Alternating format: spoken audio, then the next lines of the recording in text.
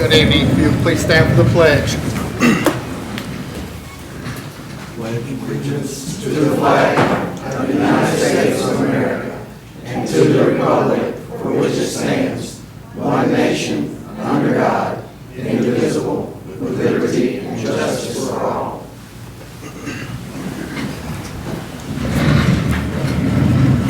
Good evening. Thank you for coming to the Springfield Municipal Regional Planning Commission, Thursday, October the 2nd, 2025.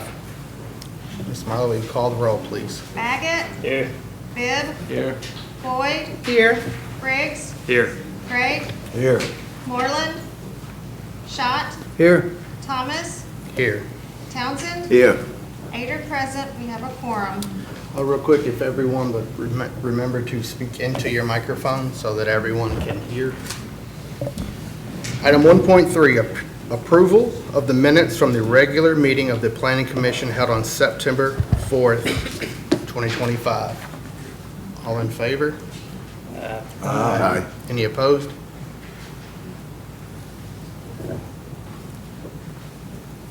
Item 2.0, public comment period.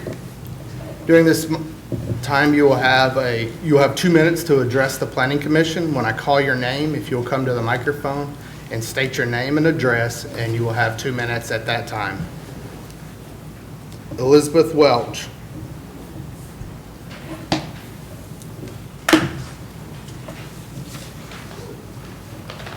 Hello. Okay, so I think my address is 501 Highland. So we'll just go with that. All right, so when we purchased the lot, we were told it could be used for a home, and that has been our intent from the beginning. So zoning allows us to follow through on that plan in a way that benefits the neighborhood and the city. So we were told even though it's not conforming, as long as we didn't take up more than 40% of the lot, we could probably do something with it. And so that's why we bought it, because we're hoping to do that. Next thing, this also will improve the community. Right now it has a trailer on it, which the city has encouraged us to remove. So our plan is to replace it with a single-family home. And that's something permanent, attractive, and consistent with the neighborhood, so we would ditch the trailer. The lot is surrounded by residential homes, and most of them are rentals. So rezoning to residential would bring the property into alignment with the neighborhood. While the lot is technically zoned commercial, there are some challenges for us if we were to try to do anything commercial. So it's already not conforming for residential or commercial. So that's, but I was hoping that we could still do something with the lot. But the problem is it's not on the main highway, it's on a side road. It sits behind and beside other residential houses, and then there's no room for parking. So it's just a really weird lot if we were to have to do something commercial on it. I'm not sure how. It's just very unattractive, not desirable, and not safe really if you wanted to have a commercial thing going, just because there's no parking and getting in and out off that side road is super tight. So it would just make more sense for that particular area if we could just ditch the trailer and put a residential house and just have it just a permanent structure. And then it would just look nicer because trailers are trailers. So in summary, it's not very well suited for a commercial use. Yeah, so if we could just do residential. You're on the agenda, Yes. so you'll have an opportunity to speak when your item comes up on the agenda. Oh, this wasn't the time to do this? There's your public comment. Well, we don't have to You can do it do that, again. but Yeah, so You're gonna get, you you're guys gonna get know. that same opportunity again should the Yeah. questions come up. Okay, well, I probably won't come back up. You just remember all that. Very good.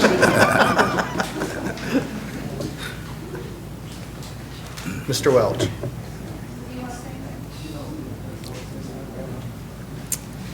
Ray Stewart, 508 Fifth Avenue East, Springfield, Tennessee.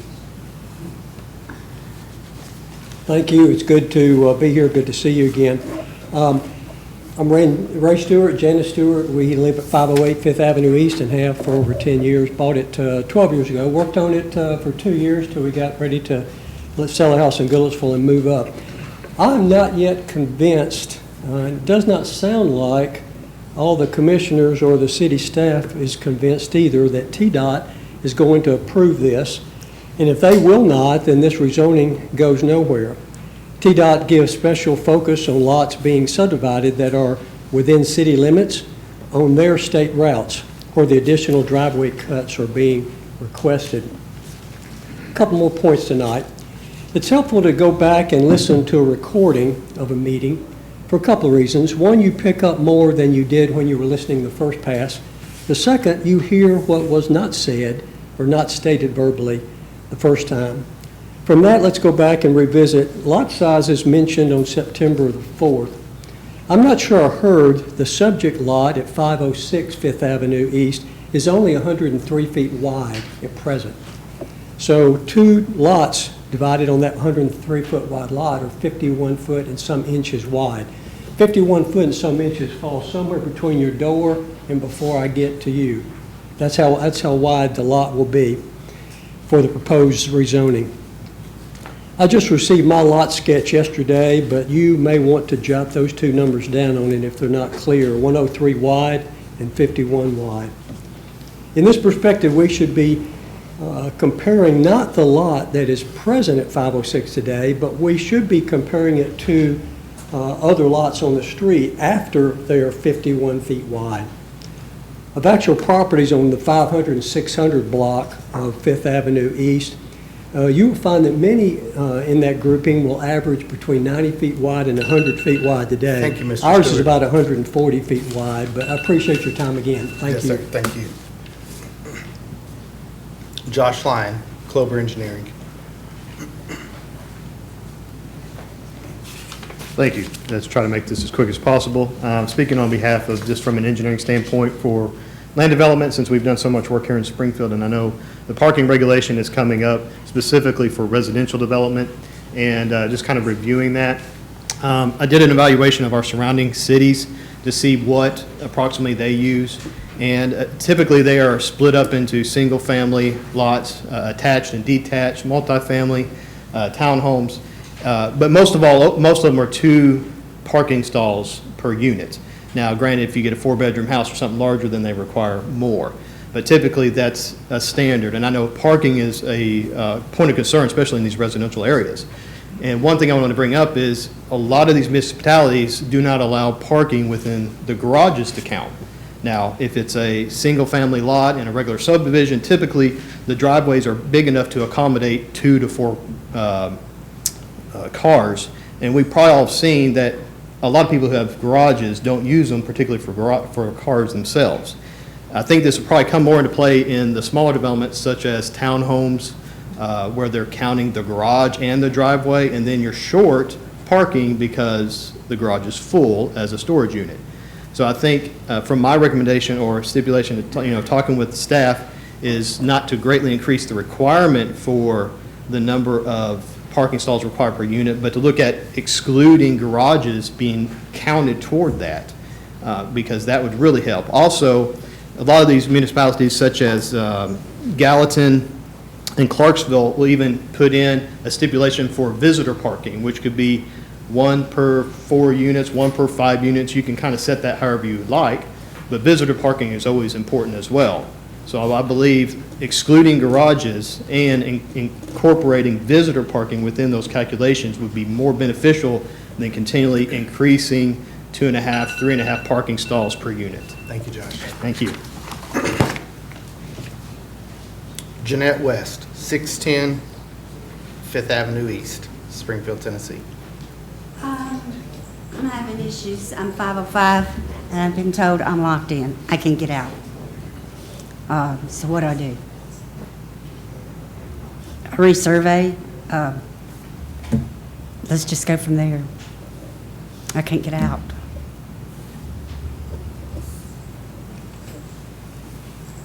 Item 3.0, public hearing. The plan of service for, She passed. Did Janice? she did, pass? she Okay. did. Item 3.0, public hearing, plan of service for property located on William Batson Parkway, map 103, parcel 173.00. Does anyone wish to speak on this matter? Public hearing is closed. 4.0, new business. 4.1, discuss and possibly take action on an annexation, plan of service, and zoning request to MRO for property located on William Batson Parkway, map 103, parcel 173.00. Ms. Durham?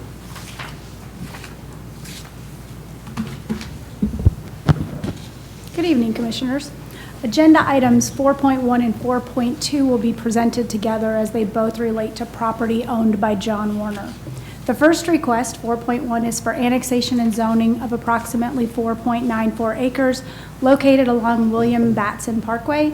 That tract is currently outside of the city limits but is contiguous to the municipal boundary and falls within Springfield's urban growth boundary. The request is to annex this property into the city and zone it multiple residential and office district MRO. The second request, 4.2, concerns a portion of the same parcel. However, this portion of the parcel fronts Highway 41. This area is approximately 0.52 acres. While it's already within the city limits, it is currently zoned agriculture. The applicant is requesting to rezone this tract to also to MRO in order to provide consistency with the larger development plan. These requests are part of the property owner's broader plan to develop a community that will include both single-family detached homes and single-family attached homes. Based on discussions with the applicant, the previously annexed property to the east will be developed with detached single-family homes. It's the portion that's showing on the bottom of the screen. That's actually the east side. While the newly annexed and rezoned portion will primarily support the attached units. That area up on the top of the sketch is where this portion of the property is that he's wanting to include tonight. For context, in May of this year, the Board of Mayor and Aldermen approved annexation and zoning of the adjacent 10.98 acre parcel, also owned by Mr. Warner. That's also zoned MRO.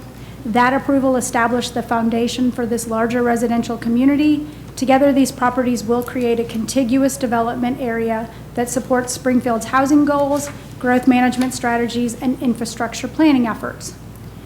The Springfield Comprehensive Growth Plan identifies this area as appropriate for medium-density residential development, which is consistent with the requested MRO zoning designation. A plan of services has been prepared and reviewed.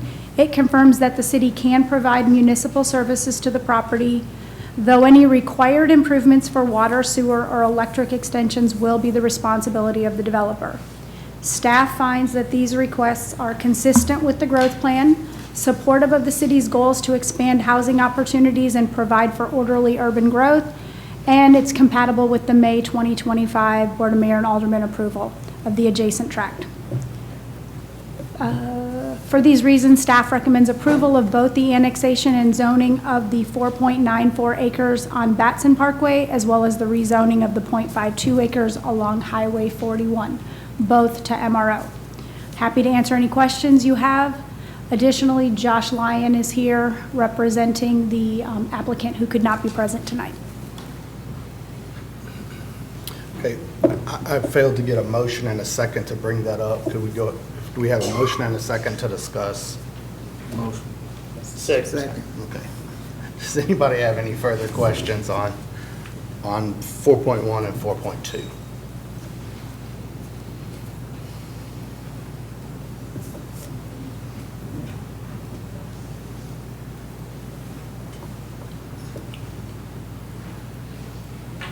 I do, actually. Mike, go ahead. No, you got it. The long sliver that goes all the way up to 41, is that gonna be an outlet, another entrance? Based on what I'm looking at on the property map?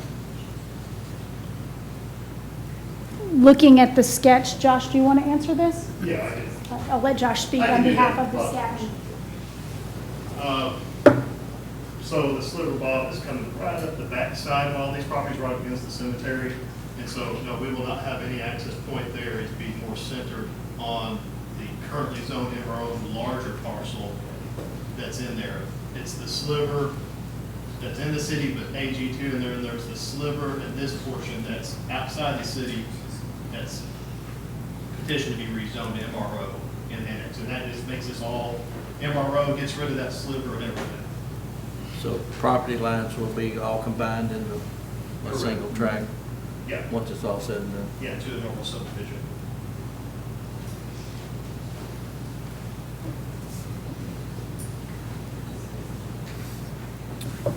Any further questions for Ms. Durham or Mr. Lyons?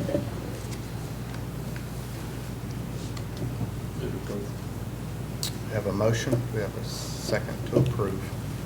Second. I made the motion. Ready for a vote?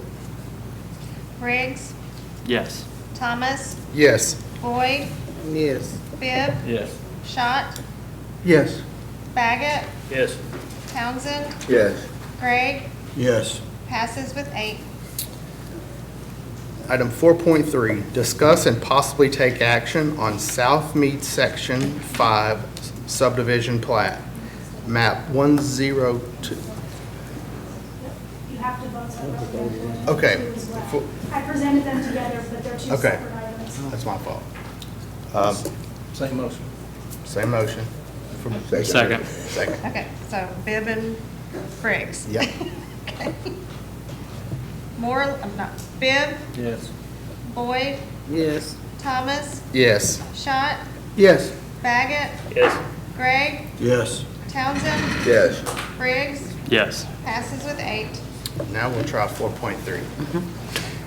Discuss and possibly take action on South Mead Section 5 subdivision plat, map 102C, Group B, parcel 042.00. Do we have a motion and a second to put this on the floor? So moved. Second. Ms. Durham? Item 4.3 is the final plat for Section 5 of the South Mead subdivision. The applicant is requesting approval to create 4 new lots at the end of Harding Place, where a new cul-de-sac will be built to finish out the street. Each of the lots meets the minimum size requirements for the R15 zoning district, and all will be served by public utilities. The design has been reviewed by staff and found to be consistent with the city subdivision regulations. Because all requirements have been met, staff recommends approval of the South Mead Section 5 final plat. Happy to answer any questions. Steve Arts, the surveyor, is also here this evening if you have questions.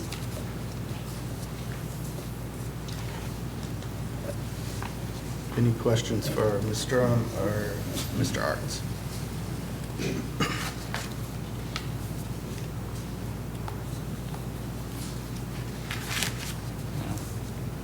Motion to approve. Second. Schott, Yes. Thomas, Yes. Gregg, Yes. Bibb, Yes. Baggett, Yes. Briggs, Yes. Townsend, Yes. Boyd, Yes. passes with 8. Item 4.4, discuss and possibly take action on Robertson Cheatham Farmers Co-op subdivision plat, map 092, parcel 154.00, and map 103, parcel 013.00. Do we have a motion and a second? Motion. Second. Ms. Durham? Item 4.4 is the Robertson Cheatham Farmers Co-op subdivision plat. The request before you is to approve a replat of Lot 7 and a final plat for 3 additional lots, creating lots 7 through 10. Lot 7 and 8 are vacant parcels with no existing buildings. Lot 9 is just under 3 acres and contains an existing building and parking. And Lot 10 is a little over an acre in size and also has an existing building. The existing buildings on lots 9 and 10 do not fully conform with current zoning requirements. However, this plat will clarify the property boundaries, establish formal lot lines, and make future redevelopment or utility service more straightforward. Staff has reviewed the plat and found it generally compliant with subdivision regulations. There are a few outstanding comments. We're asking for staff or for planning commission approval contingent on all of those final comments being addressed. It has been submitted, we just have not finished the review. So it will not be recorded until all staff comments are addressed. Again, I'm happy to answer any questions as well as Mr. Arts is here. They're looking to put houses on it, is that what That's not my understanding. Mr. Arts, do you want to address that, He'd sir? probably be better to address those, yeah. Mr. Combs is trying to do is just separate the old fertilizer building, the Right. co-op building, and then the old tire shop. That's literally it. I think Demetria might have a buyer for one of the buildings, but Mr. Combs doesn't want to sell the tire shop or the diesel repairs, so everything's just kind of supposed to stay like it is. The comments, mostly, I believe, was Terry Beers, had a couple notes about if in the future, we need to come across a highway to tie into water or whatever, if it's developed in some nature, he wanted me to add a note on that. And then the sewer line, we had a time trying to figure out where the sewer was. I can see exactly where it's at. But again, he wanted me to add a note about, just to make sure that any developer would have to pay any expense for the water and sewer or gas, and the way I worded it would be electric as well, and not be the responsibility of the city. So the lot on both sides of the drainage area, he's not doing anything with right now. Demetria might can tell you, but I don't know that. And that was part of this replat, the old lot 7 ran all the way across the Right. ditch. So we split that and made the ditch the line. Do you know what his intentions are with those lots? Well, one baggage uses for grain. Right. And you don't want somebody to buy it and maybe kick baggage out of being able to use that. And then you don't, undoubtedly the people, anyway, he don't want to do anything to mess up. He's got great people that's down there with the diesel shop, so he don't want to mess them up. Right. He's trying to, if he's going to sell something, he don't want to mess his neighbors up, is the bottom line. Right. We just get all that runoff water, so I was just curious about what was fixing to happen, so. And that is one thing that Clayton, we made sure that on that existing ditch, originally I had like 30 feet, Clayton and I talked, we widened that easement out to like 60 feet, Okay. where there's plenty of room to get in there if it, anything ever needs to happen. Right. Thank you. Any further questions?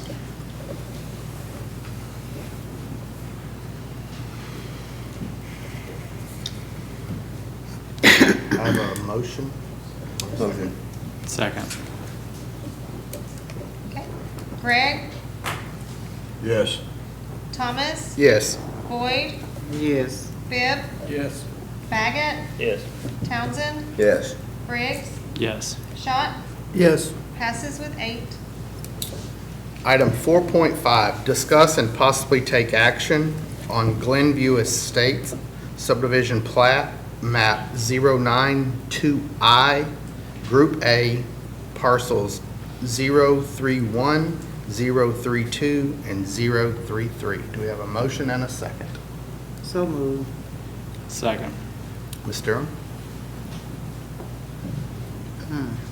Item 4.5 is a replat within Glenview Estates. This request involves reorganizing 3 existing parcels into 2 more functional lots. One lot, identified as 7A, will be about 3/4 of an acre and will include 2 existing structures. That's the lot on the left. The second lot, 7B, will be a little under 1 acre and will include 1 existing home. This replat simplifies the layout by reducing the number of lots and redistributing the land between them. Before this was presented, the back portion or the northern portion of that lot, there was another lot that sat there, and they're just splitting it between the 2. Staff has reviewed the plan and found it to be consistent with our regulations. Like the last one, there's a few outstanding comments that we're asking for approval contingent on those being addressed before it gets recorded. So if you have any questions, I'm happy to answer them. This is also from Mr. Arts' office, so he would probably be able to answer questions as well. Any questions for either one of Ms. Durham or Mr. Arts?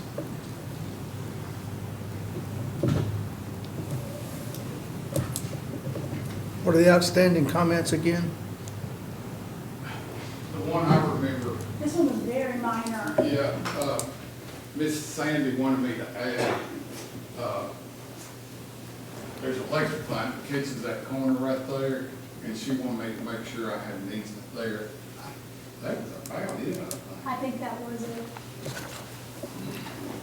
But you're showing That's showing on here, right? Yes. A 30 We've foot? gotten the new plat back. It's been redistributed to staff. I just haven't gone in and checked because it just gets in there and we get it done within 2 weeks. So I'll be honest, it's probably, So basically, the comments have been addressed. yes. I will say it is very likely they have been. I'll make a motion to approve based on all comments being complete. Second. All right, Schott, Yes. Briggs, Yes. Townsend, Yes. Baggett, Yes. Bibb, Yes. Boyd, Yes. Thomas, Yes. Gregg, Yes. passes with 8. Item 4.6, discuss and possibly take action on 107 Mimosa Drive subdivision plat, map 080F, Group E, parcel 031. Do we have a motion and a second? Motion. Second. Ms. Durham?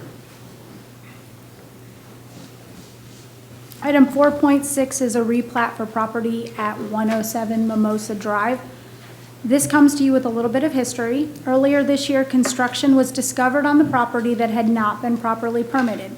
When permits were applied for, it was found that the addition being built encroached the required rear setback.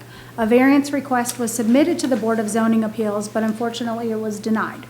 Since then, the property owner has acquired additional land to resolve the issue, and this replat reflects that correction.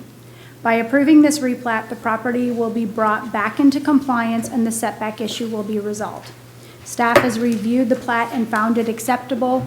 This is the updated revised plat based on staff comments being addressed. Staff recommends approval, and that's what we're asking for. You're saying that now that it has been permitted, is that what you're saying? Yes, so, I'm gonna walk over here to show you. This one's a little confusing. So this house that sits here, their property line actually runs diagonally right here. So they are, I take it back, it ran, that's not showing where it was. This diagonal is where they want it to go. That diagonal will allow them to, the diagonal is where it was. This new line is where they want it to be. It's a little confusing. Essentially, they were making sure they had 30 feet off of the back of the house so that addition would sit within the required setback. It was built, they thought they knew where their property line was and didn't check it before the addition started. So this is just correcting that. They were able to work with the property owner behind them to acquire the necessary land. Just out of curiosity, what was the encroachment on the setback?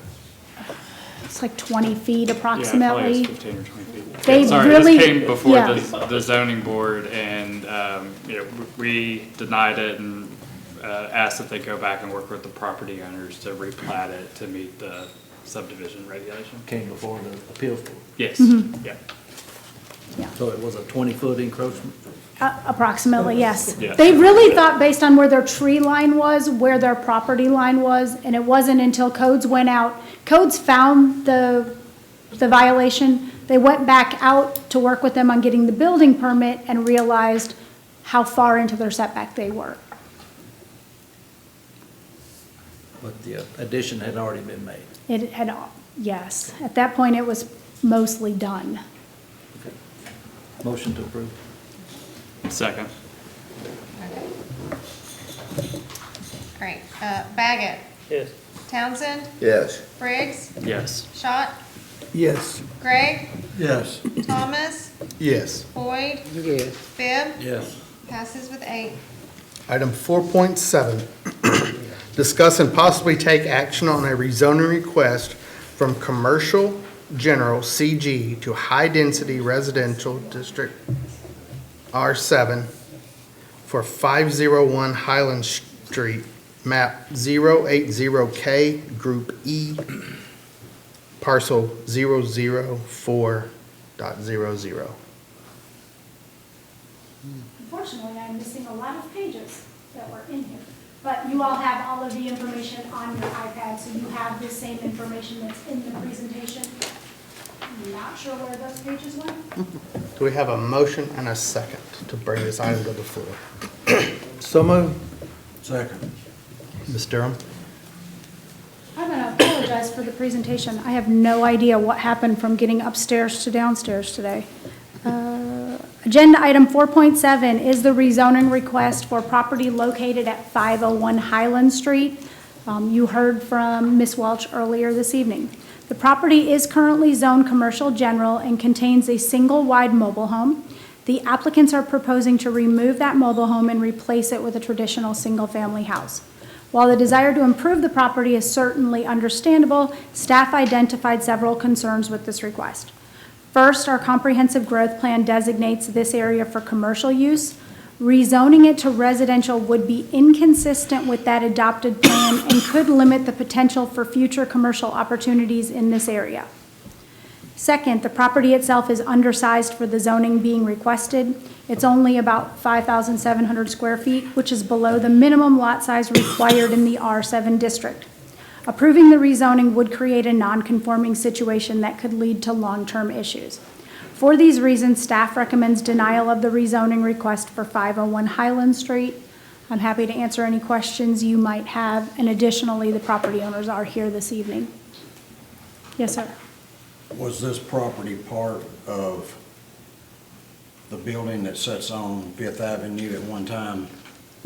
Not to my understanding. I believe it's always been a separate parcel, but the building in front of it has the same zoning. I'm familiar with this area, and it's of no value as commercial. There's a tobacco warehouse that sits beside it, and everything else around it is residential other than the building that sits on Fifth Avenue.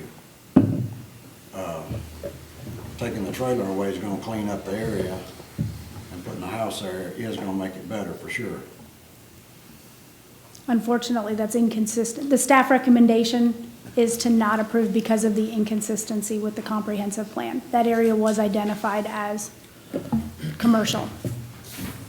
Do you know, is there a residential zoning district that, with the current size, that it would meet? No, in that area in particular, there's a lot of lots that are undersized, okay. that would have been lots of record, that were there long before the zoning was.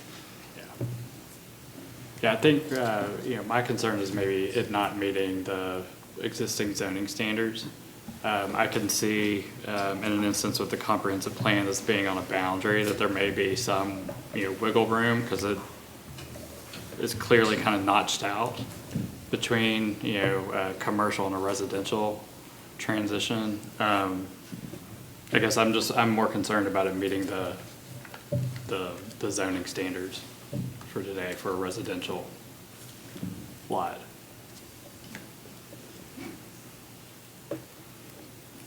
Well, having a piece of land that you can't use is kind of sad when somebody needs a home. It was sized enough for the trailer, but it's not, if they take the trailer away, it still wouldn't be. If they Large remove the enough. trailer, they cannot put the trailer back. It is not allowed in that district. It wouldn't be allowed in an R7 district either.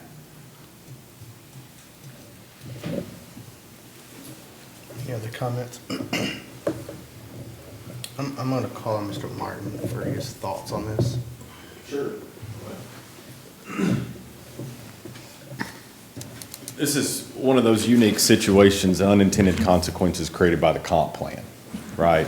So it's kind of impossible. We went through that whole comprehensive growth plan process to identify parcel by parcel by parcel, where those lines and boundaries need to be. Now, that was an 18-month or whatever it was, 14-month process, but it's kind of impossible to go through parcel by parcel. This is what results from that. We've got a few of those. I understand what Alderman Gregg is saying as a result, removing the trailer would help the city, right? It cleans up the city. And I'm not getting into, Mr. Briggs, your comments about whether or not it could meet, because that's a whole different issue of when you got, I don't know how, I'm not that familiar with the lot particularly, but I think it's probably less than 7,000 square feet, right? So we're going to have setback issues. We've got a whole other, obstacle to overcome there. What I would, I mean, Mr. Chairman, my opinion is if you all wanted to do something with this, I would ask that so first, Ms. Durham's in a box, right? Because as a staff, we cannot recommend that you violate the comp plan, right? So that's why she recommends that you don't approve it. What I would recommend, or my opinion would be that if you want to do something and act on this, let's fix the comp plan, right? So we amend the comprehensive growth plan, which frees everybody up to make it consistent with the comp plan. We don't need to rezone a lot that's inconsistent with the comp plan, because what happens after that is you have somebody else showing up next month. And then you have somebody else showing up the month after that. So we did a comprehensive growth plan. We all agreed that we were going to stick to it and commit to it. Let's do that. But let's identify where there might be mistakes, right? Because again, it's impossible to go through parcel by parcel, and I believe this might be a consequence of that, if that makes any sense. Mr. Berger made a statement that, you know, to have land that you can't do anything with. Are there any type of recommendations or any type of, anything that could possibly go there? Or nothing? Anything that goes there now, I think it's zoned commercial general, is that right? Commercial services. It's, okay, so we've got, it boils down to this too, y'all. We've got a 206-year-old city, right? So we've got 206-year-old problems. You know, cities like White House, Mount Juliet, Brentwood, some of those cities that are 50 years old, they don't have these issues. But cities like Springfield and Lebanon and Columbia and Franklin, we have these issues because when that lot was created, presumably, and I'm just going to make a guess because we run into this a lot, when that lot was created, there were no zoning regulations, right? So that was before land use planning and zoning, you know, probably became a thing that it is now. So I think, as I mentioned a minute ago, you've got a whole other issue to kind of encounter as it relates to a sub 7,000 square foot lot meeting setbacks for a building, right? But for purposes of just the zoning issue, which is before this body tonight, that's what I would recommend. So, sorry, in carrying this forward, I guess if we amend the comprehensive plan to kind of bring the zoning request in line, it's still a lot that is substandard. So are they going to need to go to the Board of Zoning Appeals to get any permitting or? Potentially. It would really depend on whether or not they could fit their structure within the setbacks. Right. And without having a survey, without seeing what that looked like, it's hard to say. Sure. It's a lot of records, so the size would not be an issue so much, but how those setbacks apply to what's there and will that work with what they want to put there, I don't have that information to answer that question. Thank you. Thank you. Well, my question, or it's not, I mean, this is a tough situation, there's no doubt about it. You got an individual who has spent money to buy something they thought was they were gonna live there. Is there, you know, we got plenty of dwellings in the city, as far as I can tell by driving around and looking, because they've got signs in front of them that were former residential buildings. People used to live in them, especially up and down Fifth Avenue, that have all turned into commercial. So why can you not build a building on the commercial lot, build it to commercial standards and live in it, and then at some point in time, it could turn around and be used for commercial purposes under appeal? The commercial zonings in our city don't allow residential use. So if you were to build a building on a commercially zoned property, right now she's fine. That property is fine because that structure is existing. Understand that. That's not helping her a bit. No. Because she don't want to live in that trailer. And this is a unique situation, and it is unfortunate in the sense of she is trying to do something for that community, but it does go against the comprehensive plan that was adopted by this board. But if, let's say, she built a commercial building, she vacates the trailer that's there, removes it from the property, builds a commercial building, by code, you can't live in a commercial building. It does not allow residential use. I said under appeal. I don't believe, I'd have to research that, to be honest, if that would even be something that could be appealed to the BZA. I've seen, well, never mind. That would answer an issue. It would take care of an issue. Build it under commercial zone, go to appeals board, under appeal, and live in it until such time, who knows, somebody's liable to come in there, if that lot in front all of a sudden gets redeveloped, then her lot becomes a real attractive lot for, or a building for commercial use. It's already zoned commercial. The same issue she has with the setbacks, she would have with that being redeveloped commercially as well. In fact, it would probably exacerbate the issue because the setbacks are larger for commercial than they are for residential. Who owns the lot behind? Does anybody know, do you know? In front, It on would Fifth be- Avenue, No, it would be, there's an alley in An alleyway. between. it's a separate lot on the I don't plat- recall who property the map. owner of that property is. I know they were notified, but I don't recall the names of all the adjacent property owners. I know Miss West is the property owner to the west and diagonally to the northwest. Is your property, that vacant lot, is that 505? 505 and 501 used to be one lot. The lady died, the old lady, in 505, and she willed 501 to Miss Cat Walker. Cat Walker, being a single lady, lived there for a number of years. In the trailer? Yes, and then she died, and it was later sold. But somehow I'm not getting access. I can't get out. 505, just something's wrong.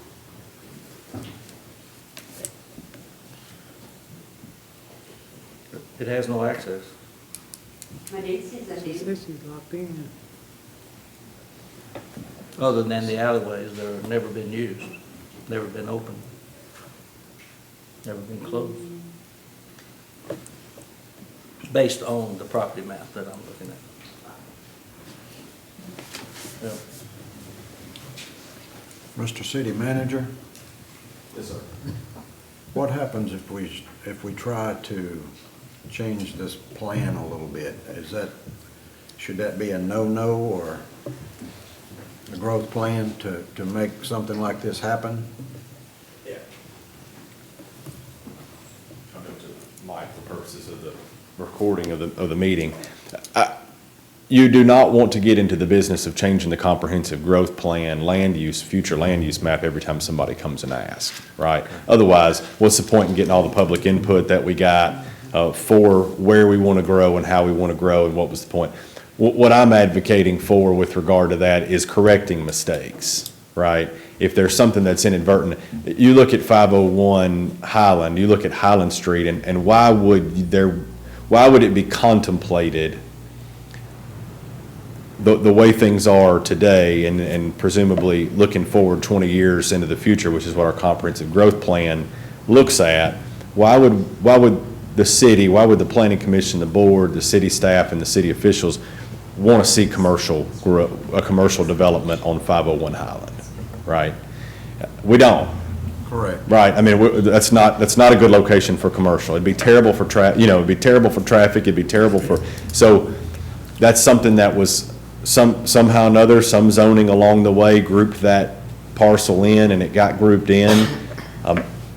I'm saying this might be an opportunity to fix that. Now, I think there are issues that I'm hearing, again, raised tonight with regard to neighbor access, which would have to be handled between the property owners and that sort of thing. And then you've got setback issues. Mr. Bibb, I was looking in the zoning ordinance to see if a use, an unallowable use is something that the BZA has the authority under our zoning ordinance. I know some cities it might, some counties it might. I'm not sure that ours allows it, but I was looking for that because that might be an avenue, right?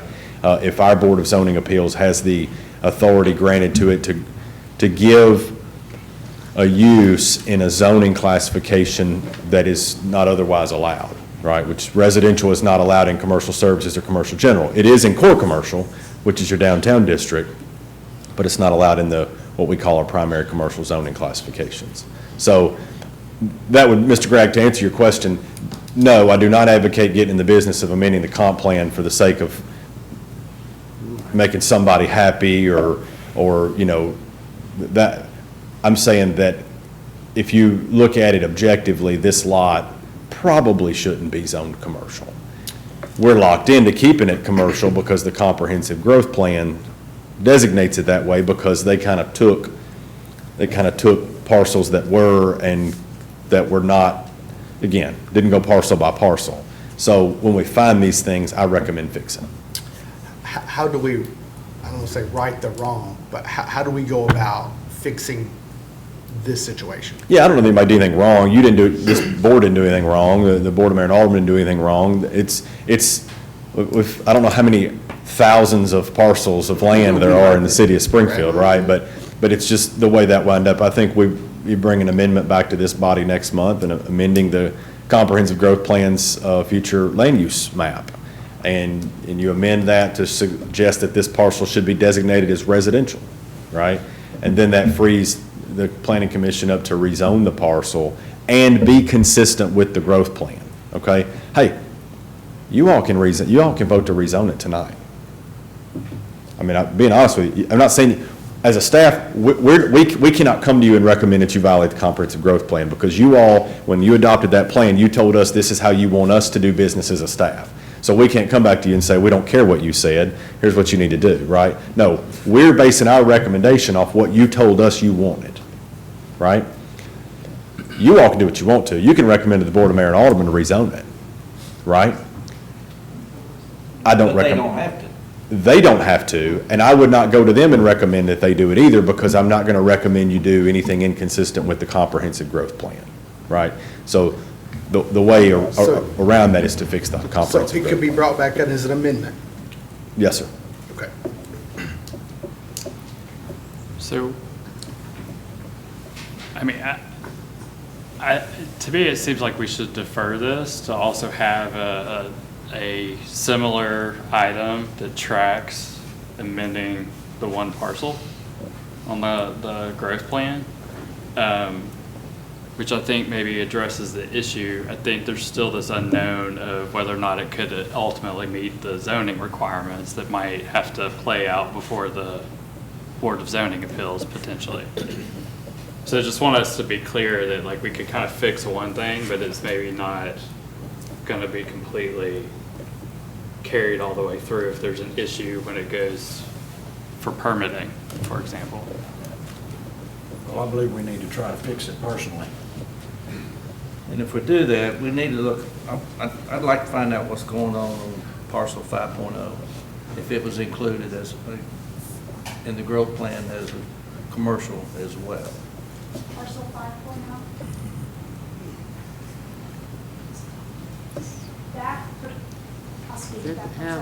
That parcel that is owned by Miss West that's adjacent, it is currently zoned R7 and it remained R7 on the comp plan. So you could, I believe I included that page, the future land use, or I'm sorry, the existing zoning and the future land use in your staff packet. It kind of makes a ring around. It does. Yeah. Yeah.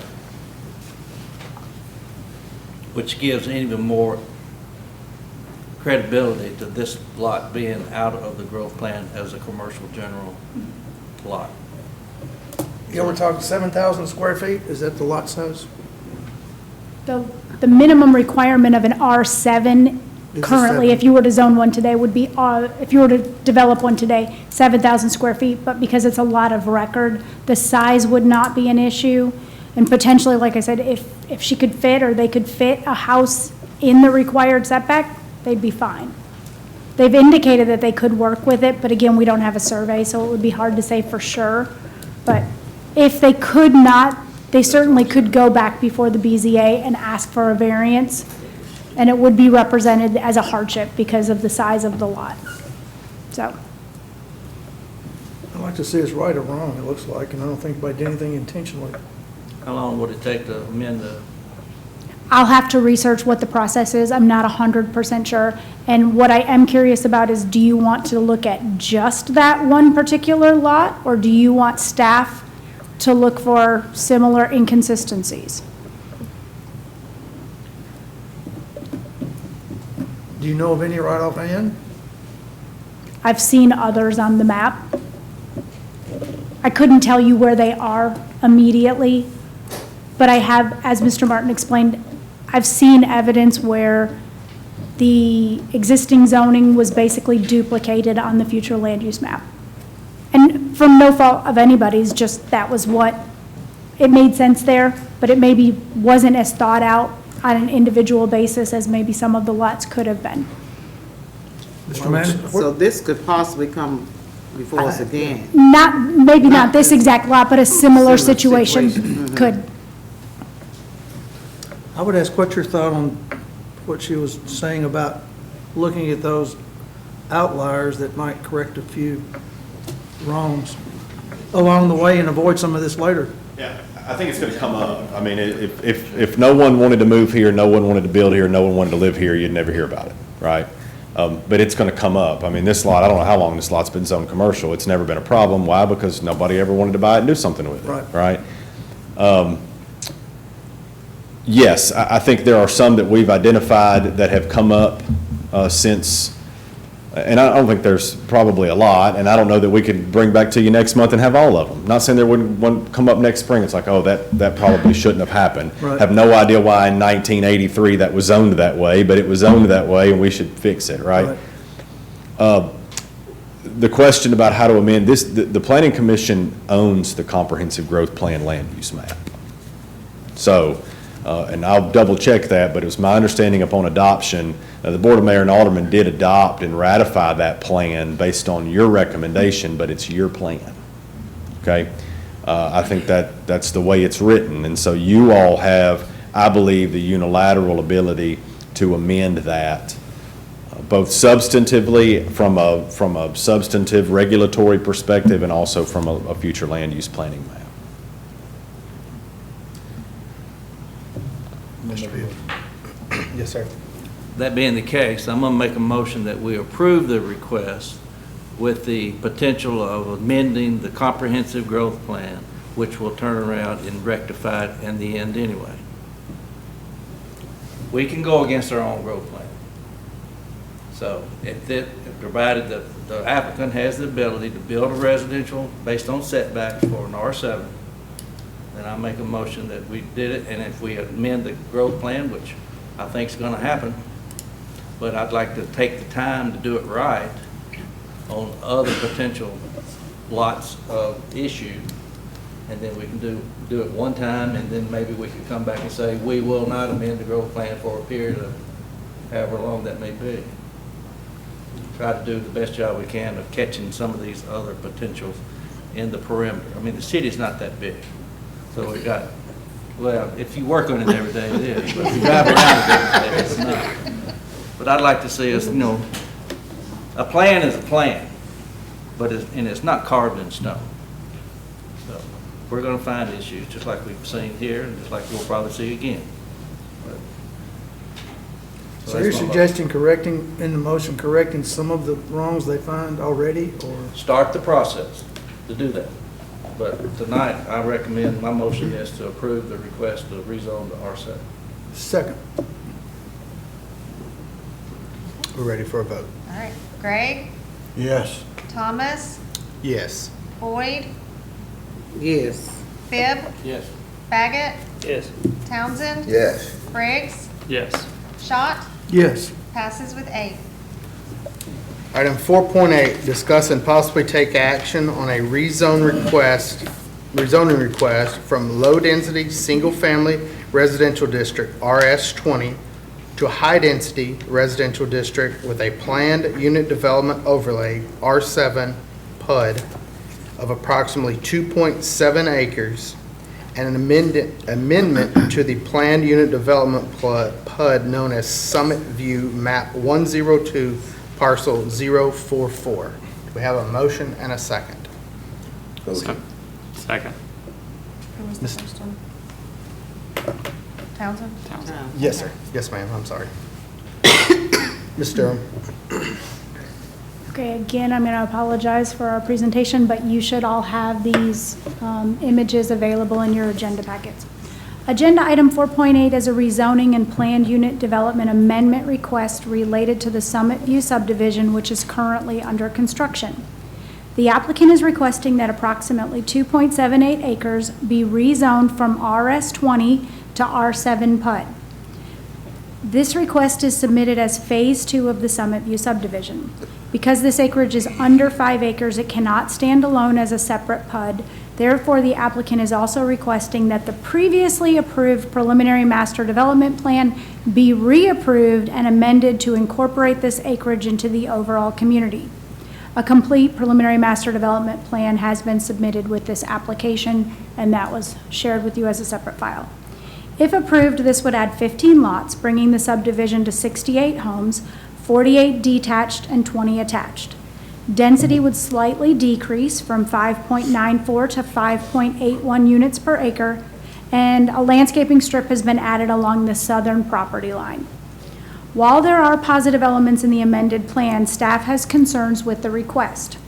First, the city's comprehensive plan identifies this property as appropriate for medium-density residential development.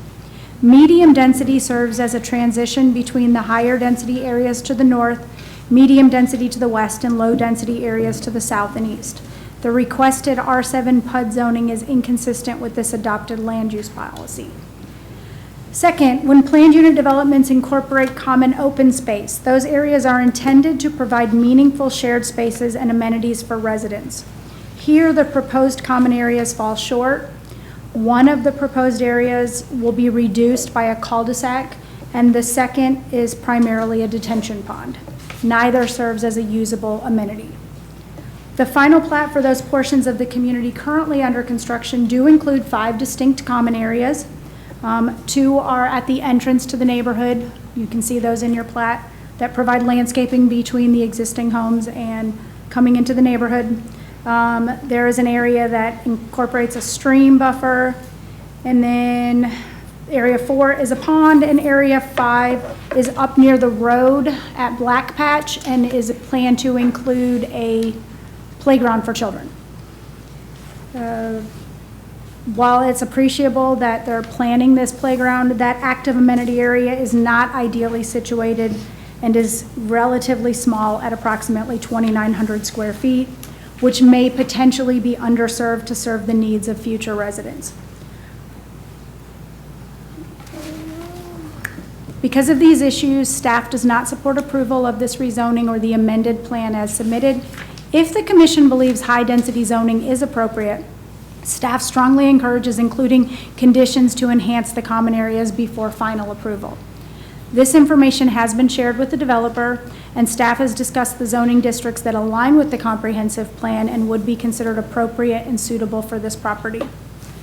I do need everybody to understand that a PUD functions as an overlay. So it establishes a unified set of development standards applied across the site regardless of the underlying zoning. In this way, a PUD may encompass multiple districts provided the overall development is guided by a comprehensive master plan. What I mean by that, if ultimately the developer were to decide to keep it R20 or R10, R15, you can have 2 zonings within one PUD. What's important is that the whole thing be included within the one PUD overlay. So the overlay standards would apply. The density for that particular section, that 2.78 acres, is based on the underlying zoning. Staff is happy to answer any other questions. Additionally, the project engineer, Phil Casterline, with CSR Engineering, and the developer, Mr. Pedro Reyes, is here this evening.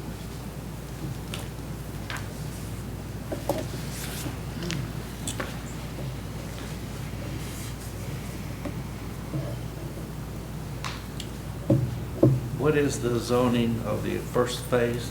R7. Is it the same? It's R7, but It is R7.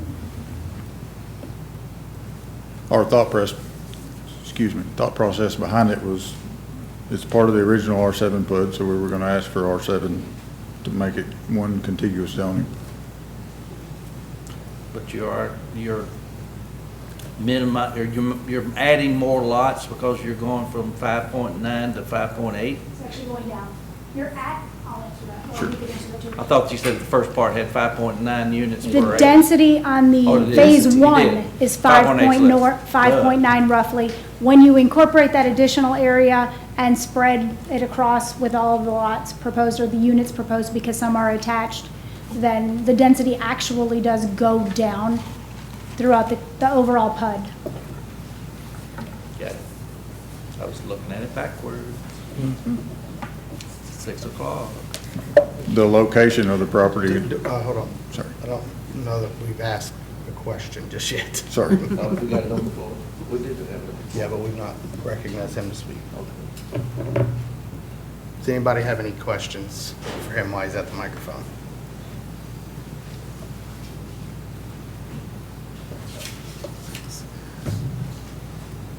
Now I'll ask the question, what about the amenities that Carolyn discussed and not being, So the original PUD last year, everything was approved. This is adding more residences. This is the preliminary, so we're amenable to modifying and adjusting to make the plan work for the commission and staff. what is the goal of the developer on phase one in areas that, I know we've had a dry year, but he's also planting some things that don't look too good. I would have to assume that that falls within his bonding requirements. I know he's still got some time, but. But if you look back on his original plans, give everybody a copy of that.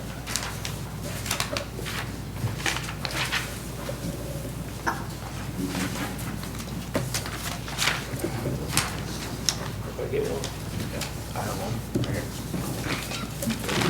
If I'm reading it right, it looks like he was supposed to have put irrigation in obviously the entranceway, plus he was supposed to irrigate each lot.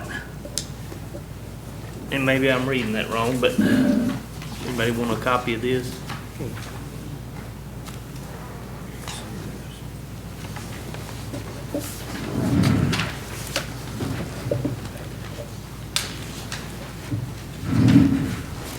I think everything's highlighted there that.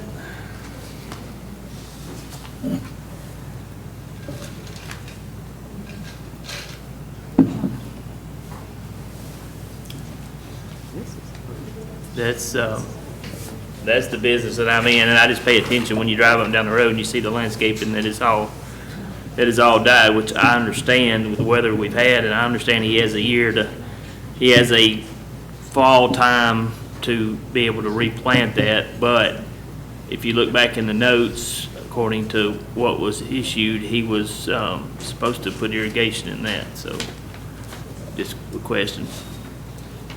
I don't know that I have an answer for the specifics of it, but Right. it's part of the plan. So are you able to reduce the number of lots that are in that side in order to meet the amenity needs? From our calculations, we were seeking R7 to make it contiguous. R10 and R15 would also result in the same number of lots if you treat the entire development as a whole. So it would be 69 permitted in R15 and 77 in the R10. Because what I'm thinking is if you reduce the number of lots, if it's 1 or 2 taken out, you might be able to meet the amenity needs and meet the intent of the comprehensive growth plan of a bit lower density. It kind of brings it, because when you look at, I don't think we've got a map of the whole area, but when you look at the parcels that are on the outside, they're a lot larger as you get a little bit further south. And so it may be like taking 1 or 2 lots out. And I don't know if that still works for, what you're trying to seek. I think it might. There. But it also works at an R15 or an R10, so. I'm going to ask Mr. Earl to speak to that. When I talked to Mr. Reyes earlier today, we did look at the possibility of an R10 zoning and how that would impact. And just based on no density credits for common areas or a mixed variety of residential units, which you do get a density credit for, but just using the R10 density, if he went from the 15 to the 12 unit to 12 lots, you would be able to meet the intent of the medium density. R10 is considered a medium density zoning district. And then that would open up some area.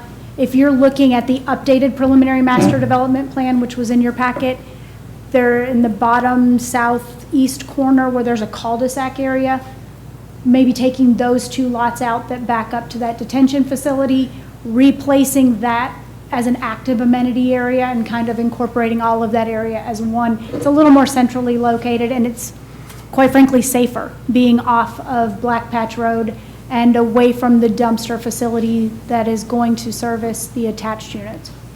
But it would cost him, if we're going to use that word, 3 lots. I don't know if he would need all 3 though, because there may be that he could get 13 and still meet that density credit based on the additional parameters of the PUD. I did not calculate it out that way, but just using the straight zoning, 12 would comply with the intent of the comprehensive plan. Did that answer your question?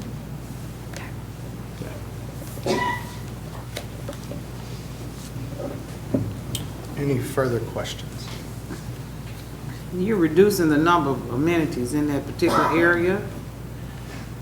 No, we do not tend to reduce any of them. Let's see, what is that?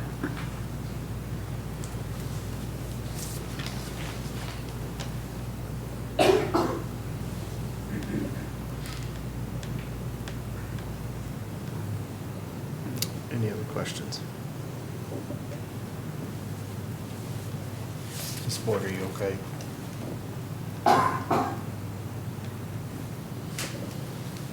No problem. Any other questions?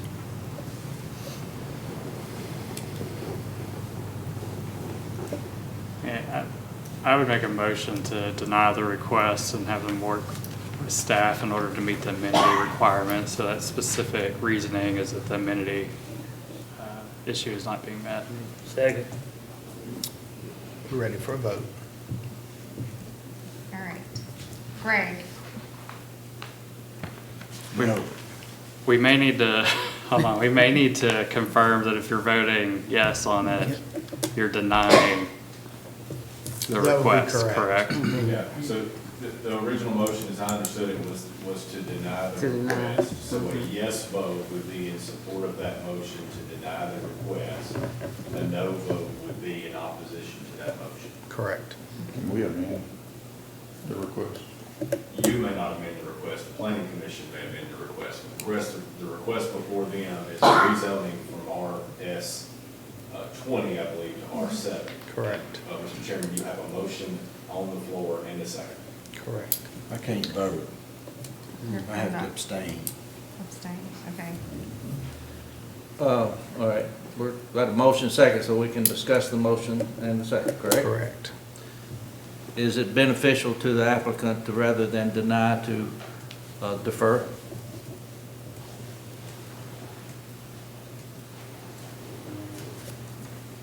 Would you rather defer? Yeah. Rather than vote tonight? But I'll let you speak on behalf of what you vote to do. I mean, you've heard the comments, and rather than a pure denial, a deferral is where you could have time to go back and come back. I mean, the same thing, if you come back with it later, we're gonna see the same, whatever it is you're gonna change based on the comments, but we could also defer it, potentially, if that would be of any interest. First, I want to say thank you for the opportunity to let me speak. To answer your question about the trees, I'm already aware to that I need to replace a lot of those trees are already dead. And talking about the common area, I believe if I take a couple lots out there, it will benefit the whole project. And that's one of the reasons. The townhouses, I don't have an extra overflow parking. So I really believe that in there we can put the overflow parking. And the other thing is like an entrance that we have the close to Black Patch, we got the playground.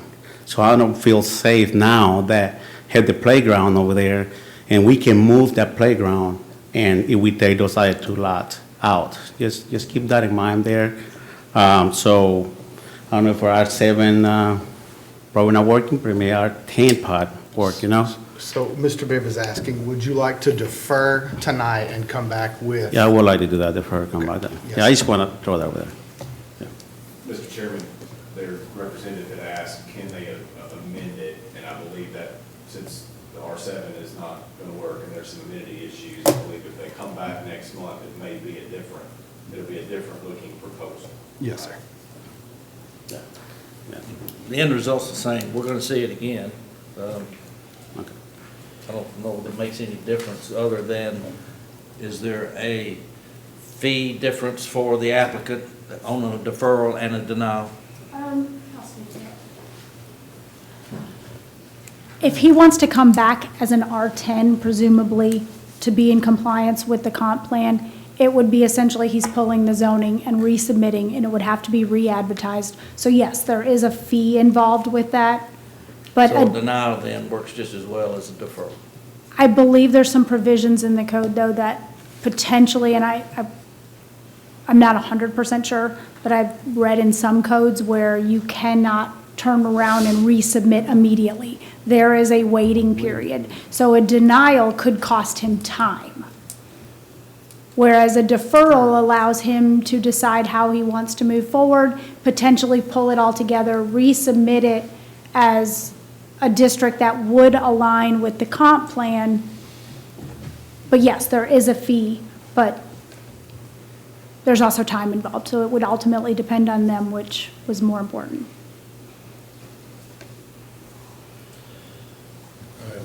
So, we're gonna check so your- can I amend the You could- motion I you made made the and motion, just so make you could amend it your own to motion. change it to deferral? And the second would have to do the same. You have to agree. So, So I amend that, it looks like we may have a second to defer, so I guess that's the motion now before is to defer. can we have a second? We're ready for a vote. Okay, all right. Bibb, Yes. Boyd, Yes. Thomas, Yes. Schott, Yes. Briggs, Yes. Townsend, Yes. Baggett, Yes. passes with 7. It should be 6 and 1. Greg abstained. Correct. Okay. Yeah. Well, there's 9 people. 7-0 and 1. 7, 1 Oh, abstention. I see what you're saying. Sorry, 7-1.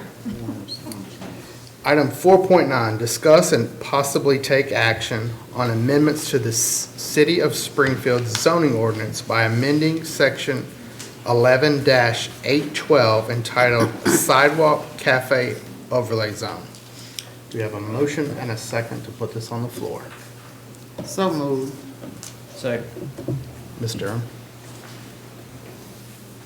Item 4.9 is a proposed amendment to the zoning ordinance to expand the sidewalk cafe overlay zone in the historic downtown Springfield.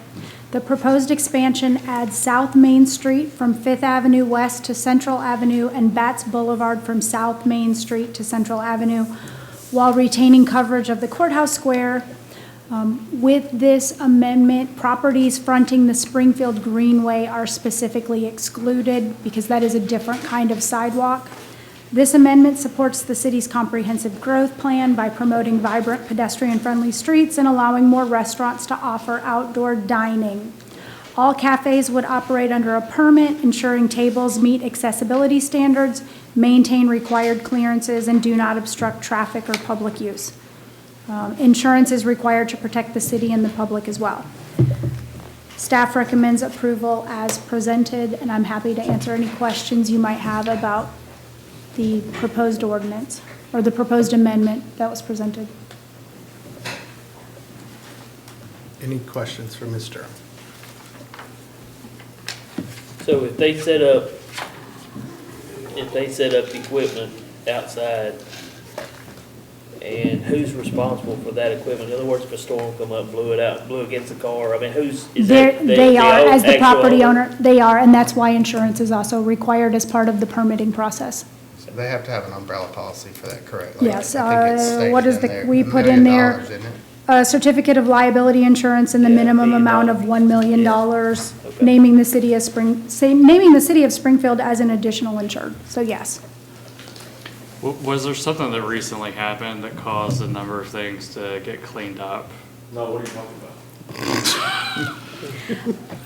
Essentially, there are some restaurants that currently exist that are outside of the current footprint of the sidewalk cafe overlay zone. So by expanding it to match the overall historic district overlay zone, it'll fix that situation, but also it could prevent it as downtown grows and expands and buildings get rehabilitated and redeveloped. Should they become restaurants, they'll have the same opportunity, with the exception of those that front the greenway. Thank you. Any further questions? Motion to approve. I second. We're ready for a vote. Baggett? Yes. Townsend? Yes. Briggs? Yes. Schott? Yes. Bibb? Yes. Boyd? Yes. Thomas? Yes. Gregg? Yes. Passes with 8. Item 4.10, discuss and possibly take action on amendments to the City of Springfield zoning ordinance by amending sections 11-203 entitled Definitions to define substantial compliance and submission dates. Do we have a motion and a second? So moved. Do we have a second? Second. Ms. Durham. Item 4.10 is a proposed amendment to define substantial compliance and submission date in the zoning ordinance. This change implements public chapter number 465, which establishes that vesting of development rights occurs upon submission of an application rather than approval. The ordinance clarifies that a development application is considered submitted on the date the city issues a receipt for review fees, and that vesting does not occur until those fees are paid or secured according to city policy. This ensures consistency with state law, provides clear objective standards for developers and staff, and reduces potential disputes over submission dates. Staff recommends approval of this ordinance as presented. Happy to answer any questions you might have. Any questions for Ms. Durham? You accept checks for fees? Money. Yes? Kinda look The at that. I was trying to think if we do. Yes, the cashier does downstairs and you can pay over the phone too. So when people call to pay or they show up to pay for their development applications, they're certainly allowed to bring a check. No, but you issue a receipt for a check, and if that check's not good, then your submission date's gonna change. That is definitely something I did not consider. Just a thought. But we also put in there that it has to be with city policy, so I don't know what the city policy says offhand about return checks, but I would assume that it invalidates and then that receipt is no longer valid. I mean, we've had it happen with building permits. So their building permit is no longer valid when their checks don't clear. As long as you're consistent. The reason behind establishing this, though, is because somebody could, the way it was presented, could turn in something on a napkin. And if I take it in my office, that means that their 3-year window essentially has started the day that we receive that. Recently, I got a set of plans that immediately I knew we could not charge a review fee for because the plans were so incomplete, I did not want to start their vesting period. So I sent them back and said, we need some more information before we'll issue an invoice for review. Have a motion. Second. We're ready for a vote. Bibb? Yes. Boyd? Yes. Thomas? Yes. Gregg? Yes. Baggett? Yes. Townsend? Yes. Briggs? Yes. Schott? Yes. Passes with 8. Item 4.11, discuss and possibly take action on amendments to the City of Springfield zoning ordinance by amending sections related to time periods associated with vested property rights. Do we have a motion and a second to put this on the floor? So moved. Second. Ms. Durham? This proposed amendment presented in item 4.11 is also to comply with state law. There are several places in the zoning ordinance that refer to site plans and development approvals of various sorts being valid, a vesting period of 1 year. This amendment just cleans up those inconsistencies with state law in the zoning ordinance and just changes everything from 1 year to 3 years. So state law reads, from the date of submission now, you have 3 years, assuming you, with reasonable diligence, move some dirt, get started on your project, you then automatically have another 2 years. So if you do everything right, you would have 5 years, and then you could apply for an extension if you weren't done. But this just brings our zoning ordinance into compliance with state law.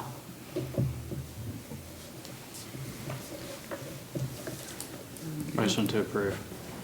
Second. We're ready for a vote. Schott, Yes. Briggs, Yes. Townsend, Yes. Baggett, Yes. Bibb, Yes. Boyd, Yes. Thomas, Yes. Craig, Yes. passes with 8.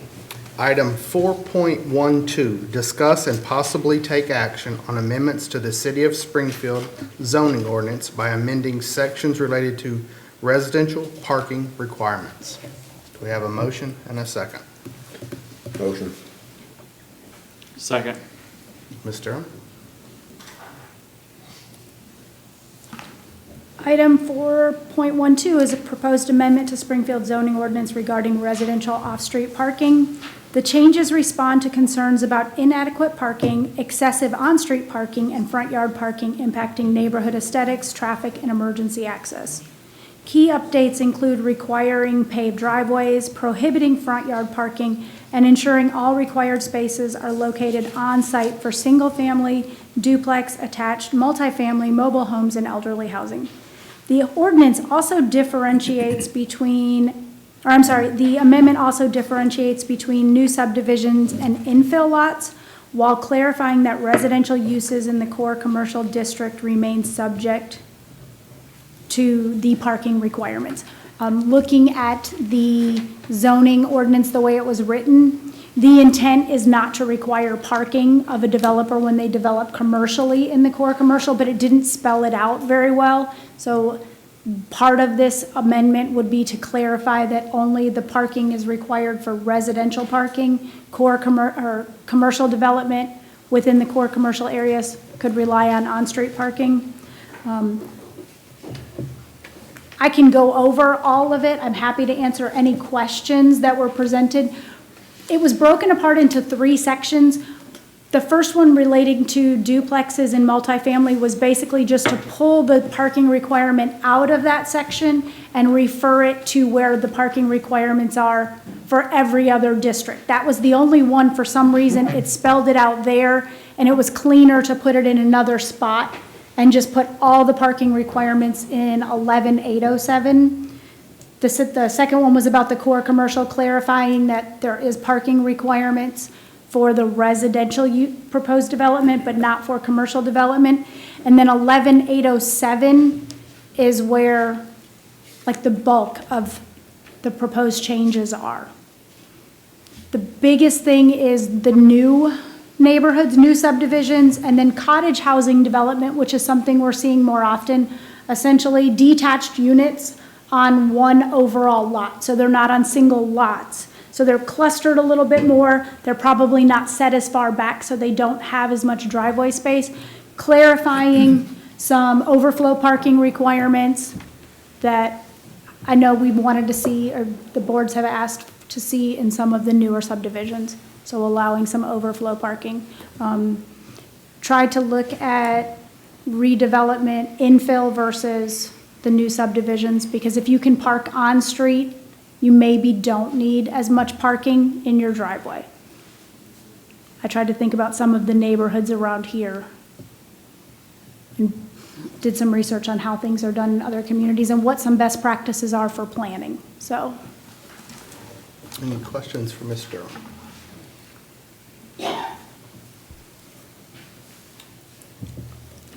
Mr. Martin, I believe you all have had the staff has had some issues with on-street parking and parking in general.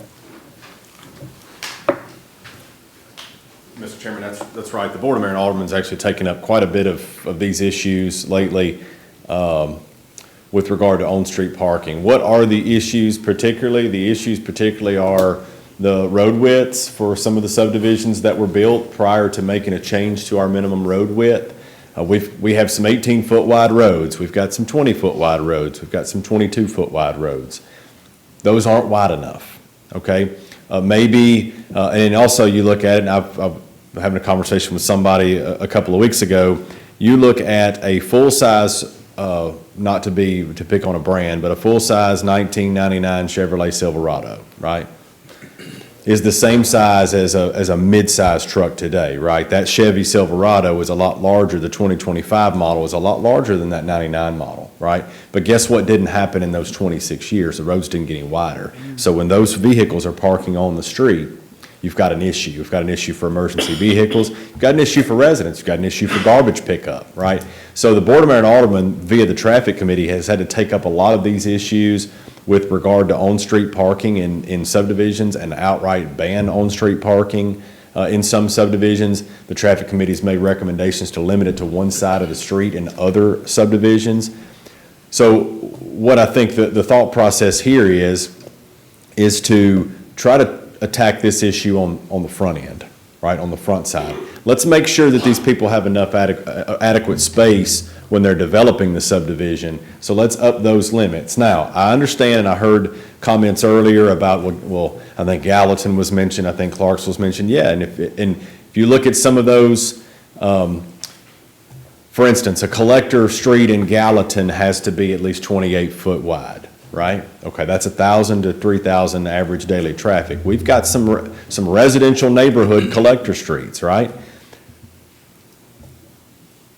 The developers, I know it's adverse to them because that makes the lot size a little larger, but then if you also try to make the road widths wider, they wouldn't want that either, right?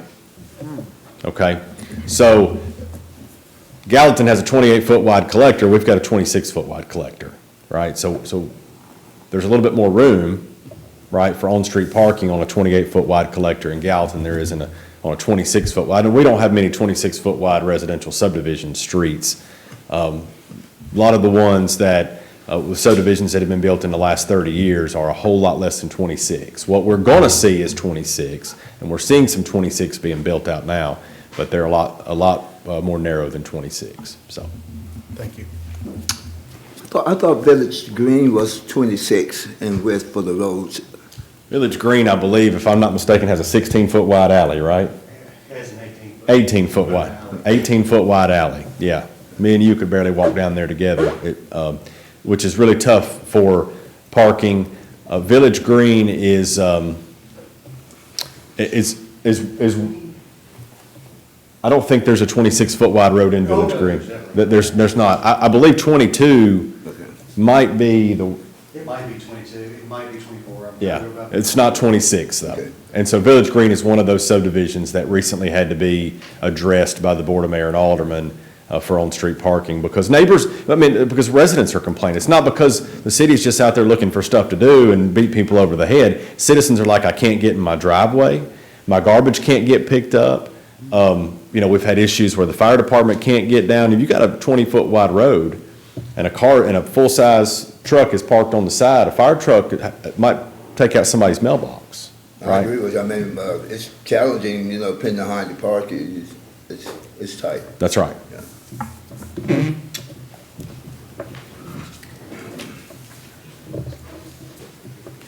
further questions?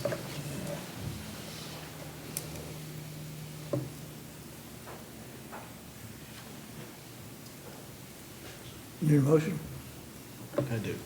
Move to approve? We have a second. Second. We're ready for a vote.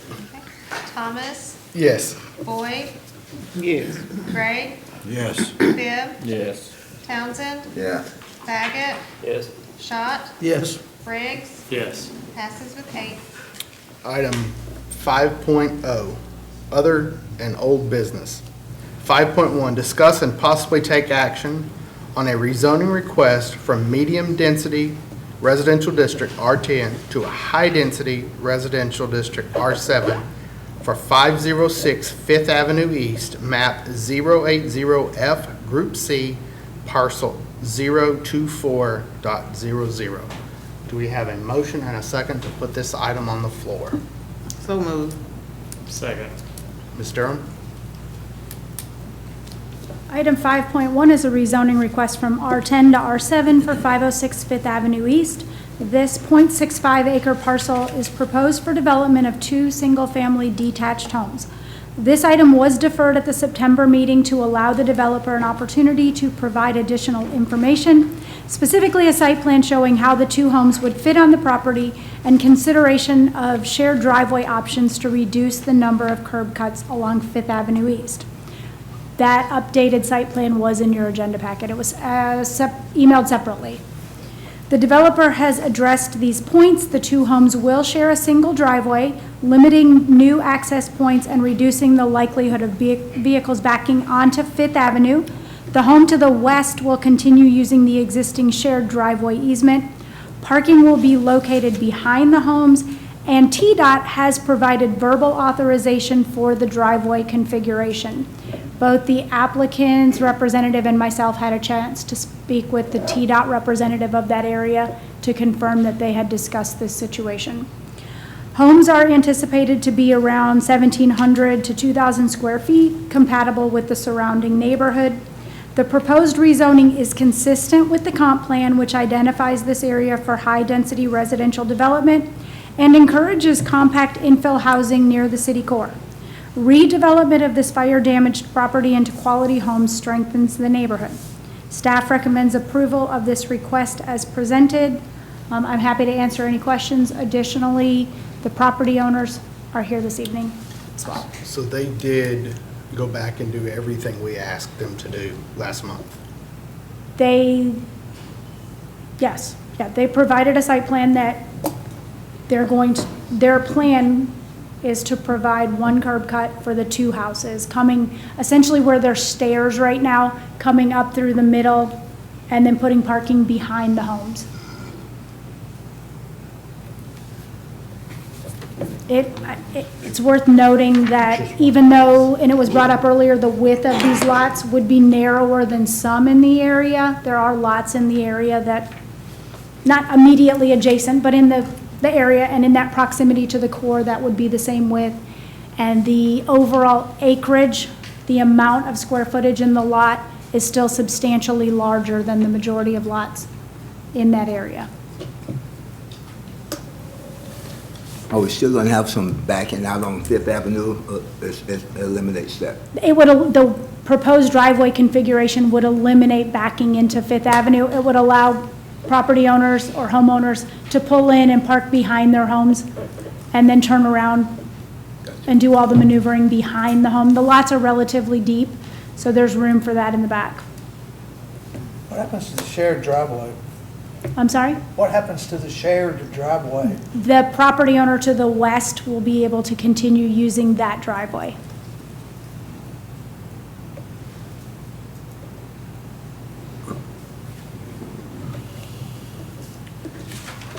Can the planning commission require a certain,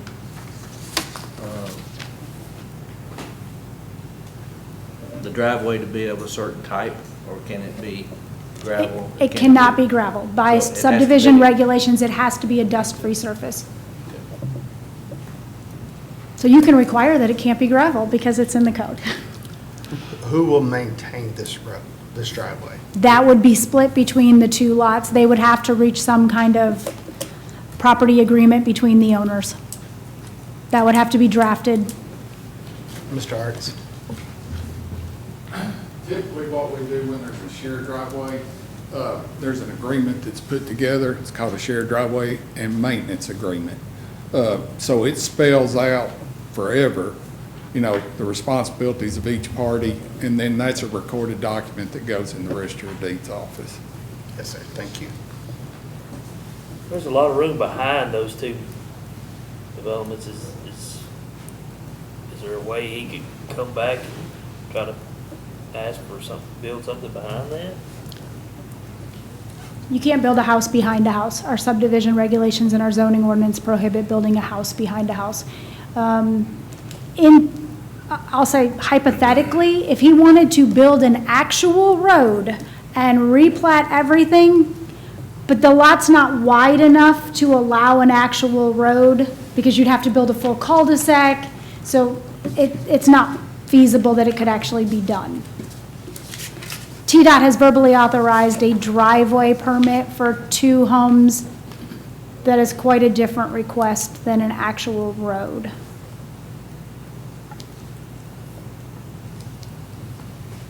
Any other questions? It sounds better than before, but I still feel funny about this shared parking, you know, I just think it might be a mood thing. But, you know, it's okay. Could I ask the applicant a question? Sir, could you come to the microphone, please?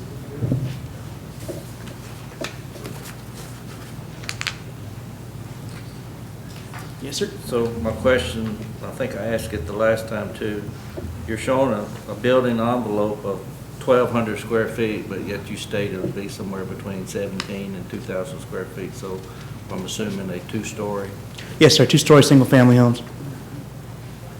And what will is the parking going to be exterior, or will there be also enclosed parking at the backside of the house? Proposed, we don't know exactly if we're going to do enclosed or exterior. Most likely going to do, probably going to do interior parking, but we can do both.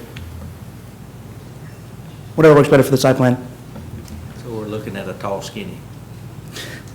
Probably, yeah. Yes, sir. Okay. That's all. Thank you. Thank you.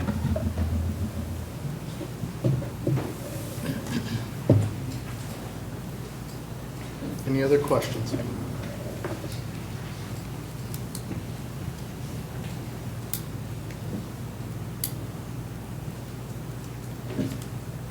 We have a motion, one way or the other.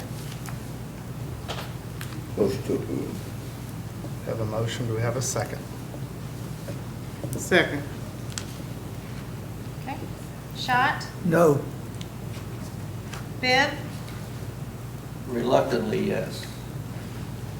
Baggett, No. Townsend, Yes. Boyd, Yes. Gray, Yes. Briggs, Yes. and Thomas. Yes. It passes with 7, and fails with 2. That can't be right. Should be 5, 5-2, sorry.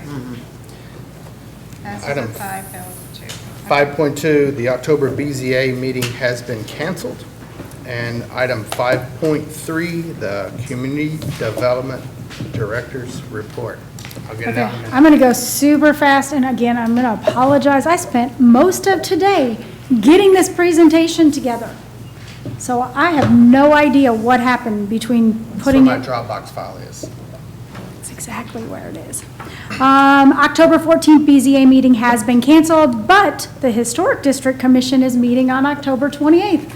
I don't believe they have met in years, but we have a meeting scheduled for the 28th for a property on North Main that wants to add a roof over a front porch. And so because it's the facade of the house, the Historic District Commission gets involved. 2-hour training session. I talked to some of you before the meeting. I was going to say it's either going to be offered in person. I'm proposing we talk about ethics and some case studies. I was going to suggest doing it after this meeting, but it sounds like this meeting could end up being a little longer than the BZA. So right now, I think I'm going to propose November 11th following the BZA meeting, which potentially has 2 quick items on it. If you do prefer and you don't want to come in, I'm sorry? Check and see. Oh, the Veterans Day. Yeah, Veterans Day, I will yeah. double check that one. I did remember that was a holiday. So I'll put it in an email. But I got to see if the BZA was rescheduled because of that. I apologize for not checking that already. If you don't want to come to an in-person, I will send you videos. Or if you're Miss Boyd, you're done. So, she does not have to come. Let you know, the staff formally approved the wastewater treatment plant. Their pre-construction meeting was held in the engineering offices Monday? Tuesday, Monday. No, that was Tuesday. Tuesday. So the project has officially kicked off. So that is underway, and in a couple of years, we'll have a new wastewater treatment plant. Right now, not including anything that got deferred or discussed at tonight's meeting, we only have 2 submittals for next month. One rezoning at 2814 Memorial Boulevard, a request to go from CG to CS. They want to allow medical uses. There's some tenants that are looking at the space, but it won't allow what they want to put there. And then the first final plat for Blackwood Farms has been submitted. All of the attached units on the north side, and then a portion of the single family on the bottom half on the south side. And then I'm going to a conference in a couple of weeks, so hopefully I'll come back with lots of good planning information. And I'm in the process of trying to find and hire a planner. So there might be some more staff in our offices. And that is all I have. And thank you all very much. We have a motion to adjourn. Second?